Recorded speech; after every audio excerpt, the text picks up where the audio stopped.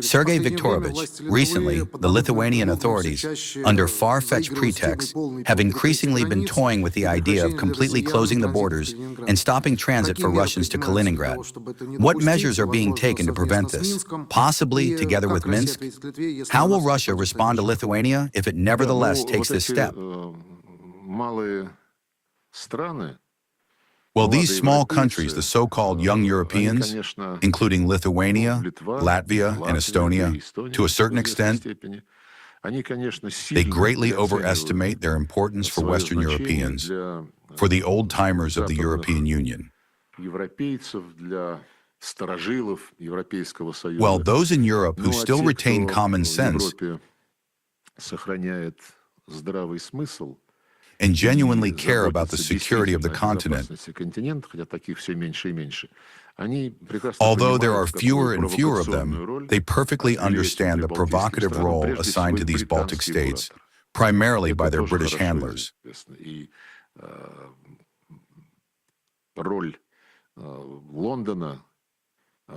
The role of London in provoking various situations is also well known. It includes the recent case when Russia's FSB uncovered a plot aimed at forcing one of the Russian pilots flying a fighter jet armed with a Kinjal missile to allegedly travel under the pretext of an invitation to a military base in the city of Constanța in Romania, with the obvious goal of arranging for the downing of that aircraft and accusing Russia of attacking the North Atlantic Alliance. But we will leave that aside. The Russian FSB has exposed this in detail. I do not know how the British will wash themselves clean of this, although their ability to come out of such situations, like a goose stepping out of the shower, is well known. You see, there was an empire that ruled practically the whole world. Now that empire no longer exists, nor does that good old England they used to boast about. They no longer have economic power. Their military might is also relatively weak, including their nuclear arsenal, which they cannot manage 100% by themselves. That has to be compensated for somehow.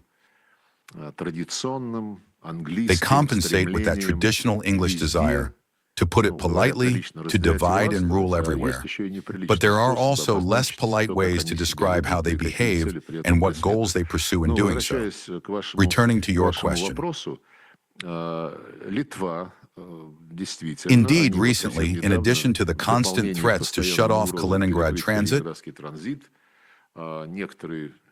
some figures no longer in Lithuania, but in the European Union, egging on the Baltics, have even been talking about reducing Kaliningrad to the ground. Right now, Lithuania has closed the border with Belarus,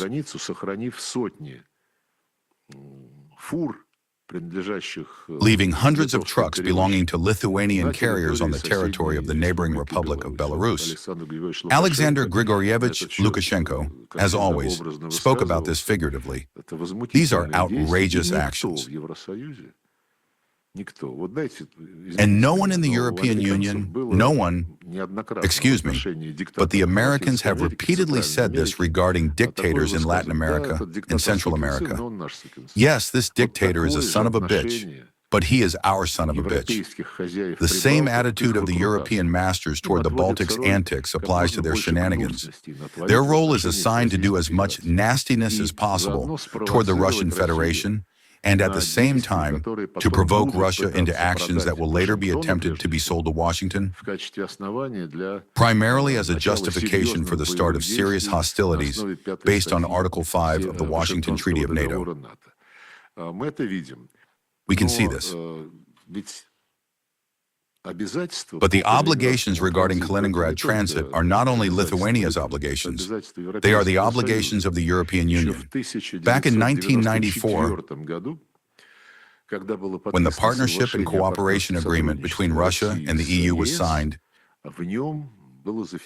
it included a provision on the need to ensure transit through each other's territories, taking into account that we are neighboring countries.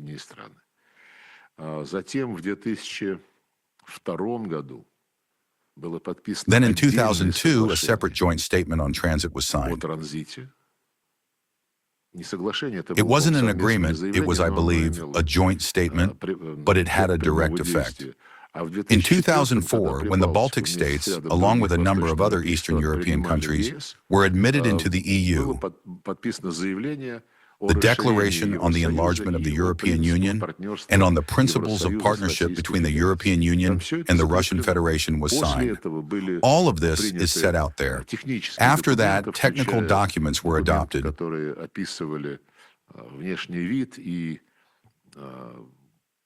including those describing in detail the appearance and powers of the so-called temporary travel document.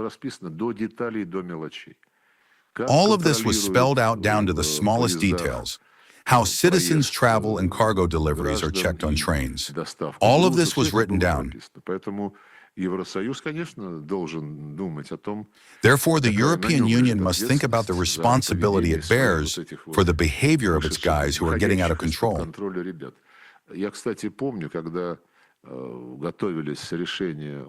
I remember when the decisions on admitting Latvia, Lithuania, and Estonia into the European Union were being prepared in 2004. We asked our European interlocutors. At that time, we had many contacts and quite trusting conversations, whether they were sure that these three Baltic states were mature enough to meet the criteria for EU membership. They told us, well, it's clear that in some areas they fall short. We also asked whether it made sense to drag such unprepared candidates into the EU right away. We were told, you know, we understand what you're talking about. After gaining independence, they nevertheless retained all sorts of phobias. They remember the occupied position they were in. And these phobias of theirs won't just go away. But we will accept them into our fold, into both the EU and NATO, and they will calm down. Did they calm down? It seems to me quite the opposite. Not only did they not calm down, but they decided that they would call the tune both in the European Union and in NATO, at least when it comes to openly Russophobic, anti-Russian rhapsodies. That is why they are now standing their ground. Therefore, you know, if, in response to what I have just said, the European Union tells us something like, we agreed on certain things with you, but you yourselves invaded Ukraine, I have no doubt there will be those eager to say so. They do not want to remember how everything developed with Ukraine, how it all began long before the Minsk agreements, long before Crimea, when in 2013, by the way, President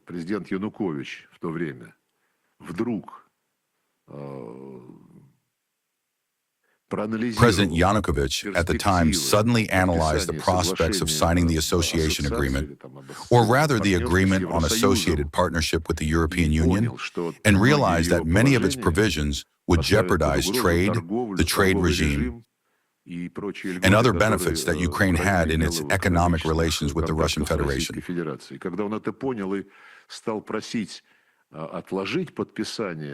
When he understood this and began to ask for the postponement of the Ukraine-EU agreement signing, which was scheduled for the end of November 2013, we supported his approach. Not because we wanted to slap Ukraine's hands and prevent it from developing relations with someone other than the Russian Federation. Not at all. We simply wanted to ensure that the obligations Ukraine had within the framework of the CIS Free Trade Zone and within the framework of its relations with Russia, obligations which were yielding significant benefits for Ukraine, would not be harmed, and that there would be no contradictions between the principles underlying those relations and those laid down in the agreement with the European Union.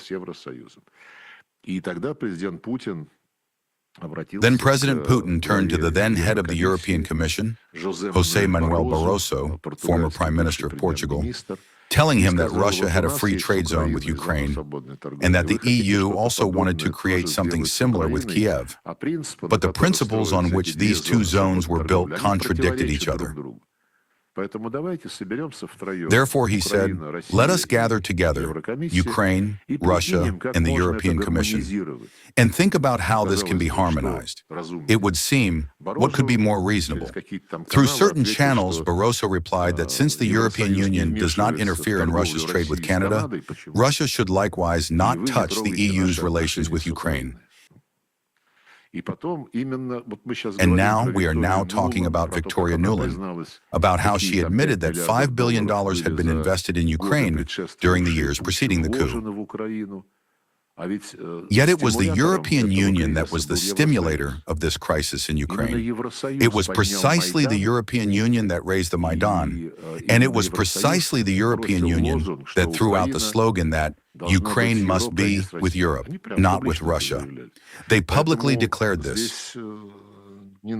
Therefore, they should not accuse us of anything here, or try to justify their lawlessness by the actions our country was forced to take, absolutely compelled to, after exhausting all reserves of its goodwill, good proposals, and so on. Also, here are several examples of the European Union's dishonesty. So somewhere around 2009 or 2010, the European Union, above all, France, faced problems in Chad and in the Central African Republic. There were small French expeditionary forces there that lacked air support.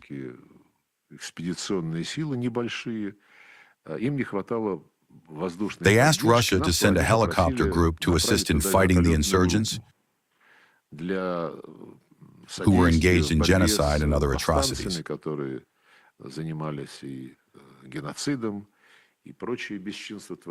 We sent this group. Then we told the EU representatives,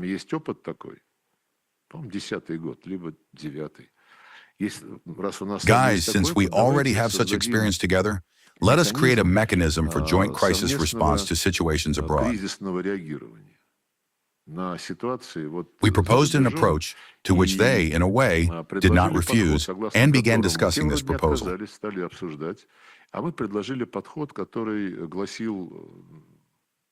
We proposed an approach which stated that if Russia is conducting an operation, it can invite the European Union to participate. If the European Union is conducting an operation, it can also invite the Russian Federation to participate on an equal basis. It seems like everything was moving toward an agreement. And then they told us, no, there will be no parity. They said there already exists an agreement on the possibility of Russia's participation in European Union operations, and everying is stipulated there. So much for an approach supposedly based on equality. Well, there are many other examples as well, including the so-called Meseberg initiative, which we recently commented on.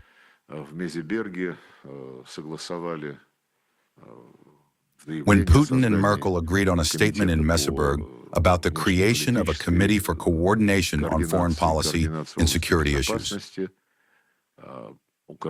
Ukraine was not mentioned at all at that time. Only Transnistria was mentioned, and Merkel was very eager that the creation of such a committee be conditioned on progress in the Transnistrian settlement. Such a provision was recorded.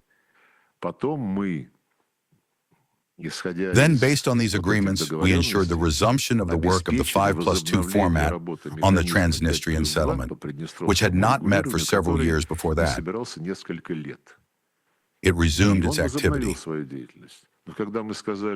But when we said to the European Union, so, are we now creating the Joint Committee on Foreign Policy and Security? They avoided answering, and the entire idea was buried. That is what the word and even the signature of the European Union is worth. In this case, in the person of then Chancellor of Germany, Merkel. And a completely blatant example is the visa-free regime with the European Union. Negotiations had been underway even before 2004, since at the 2004 Russia-EU summit, Romano Prodi said that in a couple of years we would reach a simplified visa regime. A couple of years passed, then a few more pairs of years flew by, and we developed our internal regulations based on the framework that had been agreed upon with the European Union.